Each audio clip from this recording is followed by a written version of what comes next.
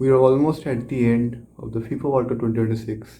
Man, how fast the time flies. It feels like yesterday I was watching the South Africa versus Mexico match. And now we have only three matches left. I mean, technically four if you include the third place match. So the first semi-final match is between France and Spain. So the game is going to be very interesting because see, coming to the semi-finals, France has beaten Morocco.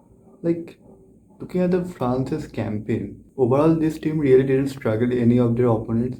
Their first proper challenge was, I guess, against Morocco, and Morocco didn't look up to the mark. I mean, yeah, they missed, I guess, Highbury due to injury, but to be honest, they also had Rahimi, who also had a quite a decent World Cup coming off the bench, and so it's not their main area of concern. But looking at the overall game, they were very defensive. They didn't manage to create that much. And for the France team, they are like they have so much option in the attack.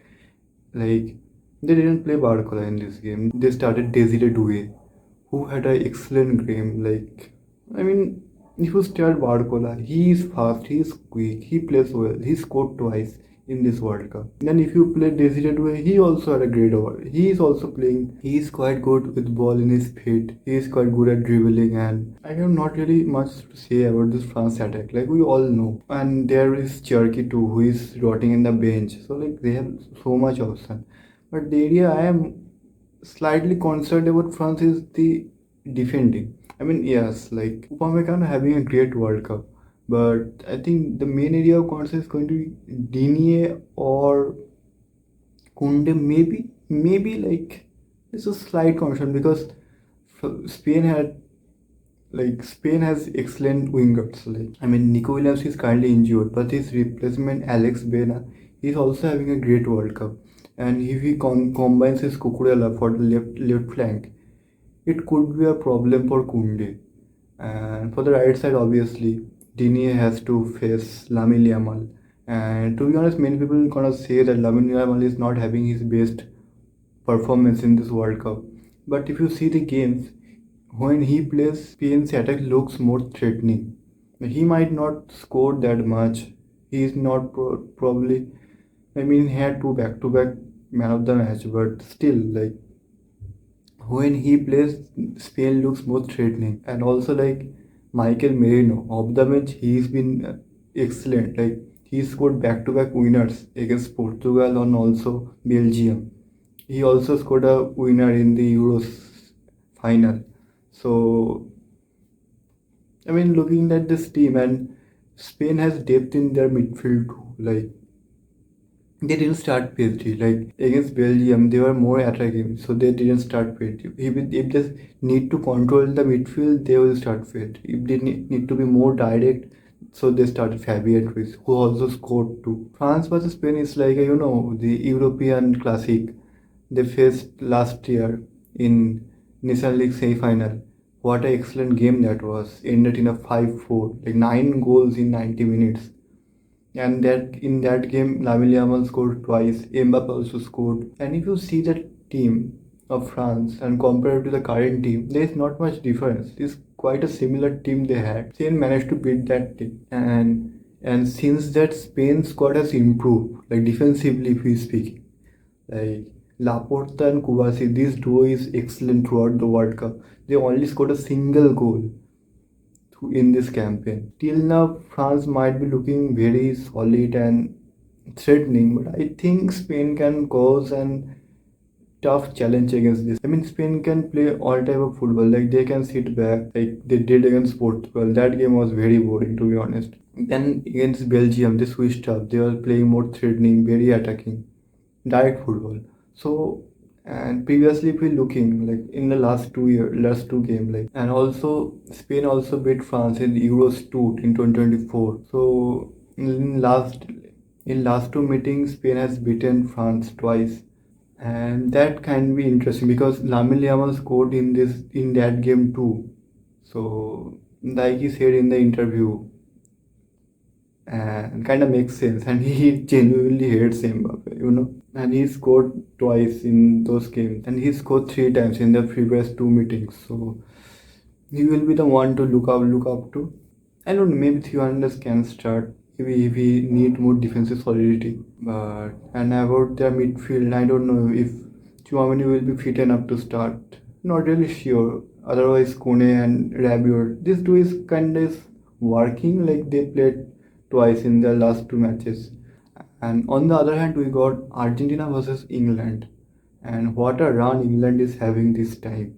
Like this team, I feel very empathetic to this team, to be honest, because they, I mean, no one really likes England as a nation, as their team. Like, but still, like this team is different this time. Like still now, they've been finalists twice in the Euros.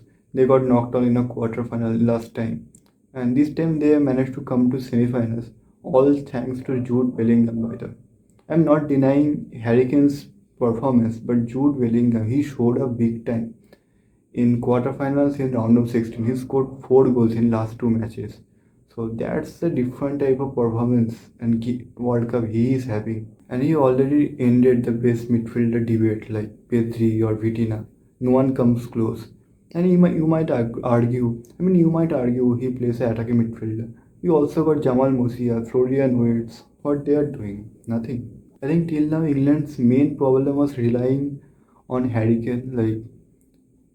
Like if you see the Euros or last World Cup or 2018 also, the team is heavily relied on Harry Kane for goals. But this time it's different. Both Harry Kane and Bellingham have scored 6 goals in this World Cup. So Harry Kane is also having a partner for scoring. And I think that's why this team is more solid this time. Thing is with Bellingham, he is not a striker. So what happens is that you can't ask your defender to mark Bellingham, right? Like you can say that mark Harry Kane throughout the game. He can do that because he will stay up top. He will come deep to receive the ball and carry it to upwards.